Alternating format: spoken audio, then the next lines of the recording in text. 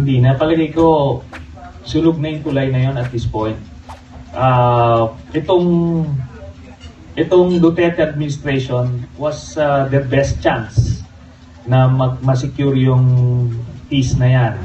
Kasi talagang magkakakampihan sila noon nung nasa Davao si Duterte. Malapit siya sa mga komunista at binigyan sila ng pwesto sa gobyerno. Pero hindi nila isinara eh. Dapat sinara nila. Ngayon, daming pinapatay ng mga sundalo. After that, I believe it would be unfair to the soldiers na pagka nakabuelo na sila ng offensives nila, biglang magtatawag ulit ng peace talks. Di ba? Hindi na yan. Siguro, magsapalaran na lang sila sa susunod na administration.